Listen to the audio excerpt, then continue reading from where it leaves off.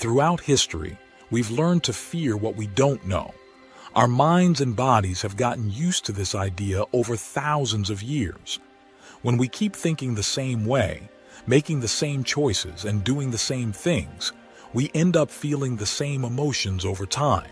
These emotions then affect our thoughts, keeping everything the same.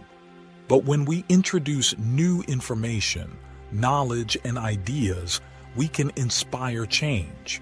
By encouraging people to make different choices and try new things, they can break old habits and create new experiences.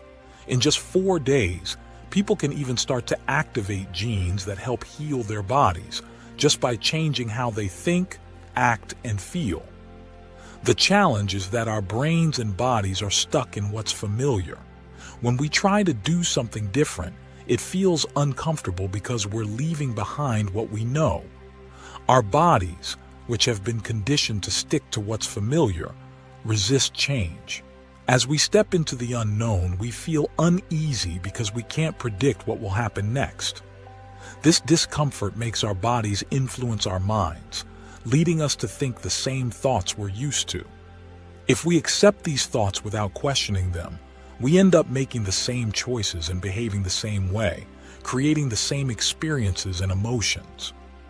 Even though it might feel right, it's just because it's what we're used to. To change, we need to become aware of our unconscious thoughts. The more conscious we are of these thoughts, the less they control us without us realizing it. Our consciousness is like our inner awareness that guides us every day. We can think of it as our subconsciousness, which is separate from our conscious mind but still very intelligent and influential in keeping us in order. Every second, our brains handle countless tasks without us even realizing it. These tasks keep us healthy and alive, like controlling our heartbeat, digesting food, and repairing cells. It's like there's a hidden intelligence inside us that takes care of everything automatically. This intelligence knows much more than we do, even though we might think we know it all. It's something every person has, no matter their age, gender, or background. But most people don't recognize its power and wisdom. This intelligence is what gives life to everything. It's a real force that exists in all things. Scientists call it different names like the Z-point field or universal intelligence. It's what makes the physical world come to life, and scientists are only starting to understand it. As humans, we have two sides to our consciousness. One side is what we're aware of, the thoughts and feelings we have. The other side is this deeper intelligence that keeps us alive and connected to everything around us. We have the freedom to choose how we live our lives, but this greater intelligence is what keeps us going. Our brains are like the tools that allow us to tap into both levels of consciousness. Without consciousness, our brains would be inactive. But when consciousness flows through our brains, it creates what we call the mind. The mind is like the result of a working brain infused with life. So, the brain is like the hardware, and consciousness is the software that makes it work. Both levels of consciousness work together to create the mind, giving us the ability to think, feel, and experience life. Our brains are like two different systems, each handling a different kind of consciousness. The conscious mind operates in the neocortex, which is like the command center of our brain. It's where we make decisions, think, and process information. The way our brain cells are connected in the neocortex makes us unique individuals with our own thoughts, feelings, and experiences. With our conscious mind, we're aware of ourselves, our actions, and our surroundings.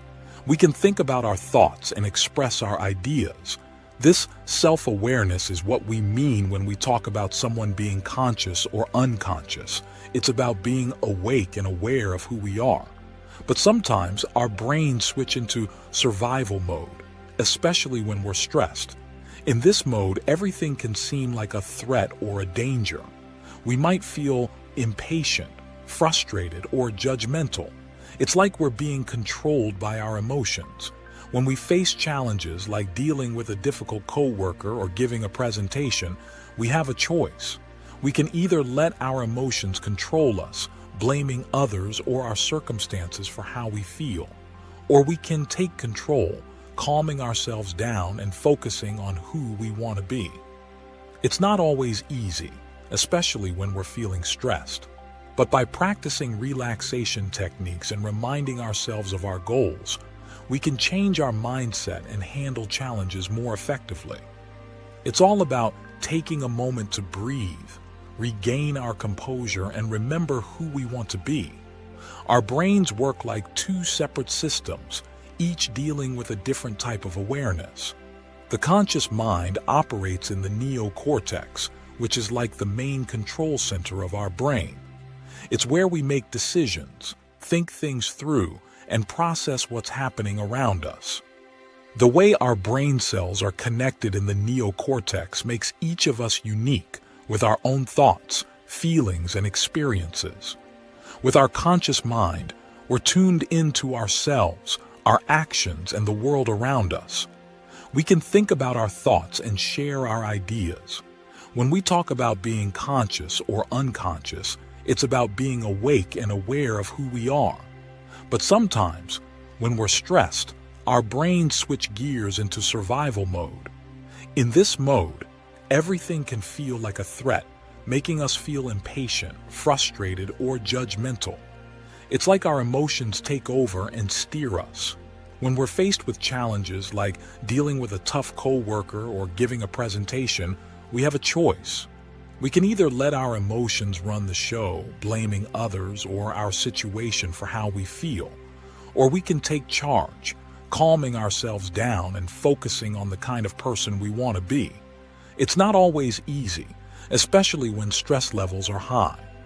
But by practicing relaxation techniques and keeping our goals in mind, we can change how we approach things and deal with challenges better. It's about taking a moment to breathe, regain our balance, and remember our values. Consciousness comes in two distinct flavors. There's the objective consciousness, which is like the energy that gives life and vitality to everything. It's the source of our being. Then there's the subjective consciousness, which resides in our neocortex, acting as our personal explorer, learning, growing, and shaping our experiences.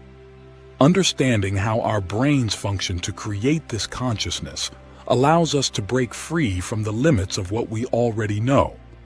By aligning our conscious mind with this infinite potential, we open ourselves up to a world of new possibilities.